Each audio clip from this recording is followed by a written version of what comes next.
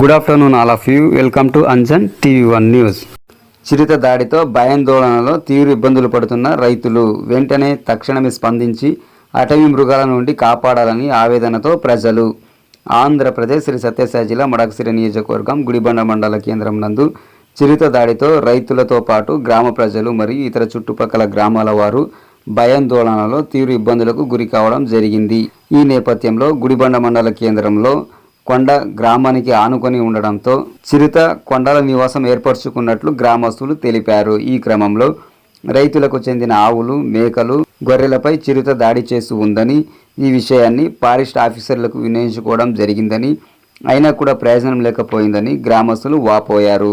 ఈ సందర్భంగా గ్రామానికి చెందిన రైతు భోజరాజు మాట్లాడుతూ 2 గేదె ఆవులను పెంచుకుంటూ పాలను డైరీకి వేసి అందులో వచ్చిన ఆదాయంతో జీవనోపాధి చేసుకుంటున్నామని, ఈ తరుణంలో గత 2 రోజుల క్రితం సాయంకాలం తన ఆవులపై చిరుత దాడి చేయడంతో చాలా భయాందోళనలతో పరిగెత్తి గ్రామ సరిహద్దులో కేకలు వేశానని, దీనితో చుట్టుపక్కల ఉన్న రైతులు, మేక కాపర్లు, గొర్రెల కాపర్లు కూడా తొందరగా కేకలు వేశారని, అప్పుడు చిరుత నుండి తన ఆవును బతికించుకున్నానని, లేకపోతే నా జీవనోపాధికి ఆటంకం కలిగేదని ఆయన తెలిపారు.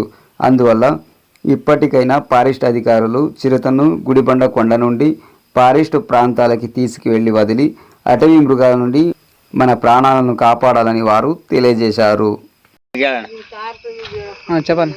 నేను గుడిబండ గ్రామస్తుడైన ఏ భోజన నేను ఆవుల కాపరి రైతు. నేను ఈరోజు ఆవులు మేపుటకు మేము పొలం కాడికి పోయినప్పుడు మారమ్మ దేవస్థానం వెనక గిడ్డిరన్న పొలంలోని చిరుత మా ఆవుపై దాడి చేయడం జరిగింది. ఆ దాడి చేసిన వెంటనే మేము భయాందోళనకు గురై పారిపోయి వచ్చాము. ఆవుకి ఇన్సూరెన్స్ జరిగింది, అదే వాస్తు ప్రకారం అక్కడ కనపడతా ఉంది.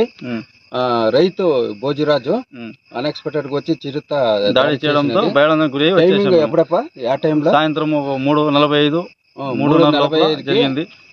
అదే చింతతోపు, అంతే చింతోపు, గిడ్డిరన్న చింతోపులో జరిగింది. ఇలా దాడి చేయడం వల్ల మేము భయాందోళనకు గురి అయిపోతున్నాము. అంతే భయాందోళనకు గురి అయిపోయి చాలా ఇబ్బందిగా ఉంది. కొద్దిగా ఇందిరమ్మ కాలనీ నివాసి మనము కొద్దిగా ఫారెస్ట్ డిపార్ట్మెంట్ వాళ్ళు ఆ చిరుతను దారి మళ్లించాలని కోరుకుంటున్నాము.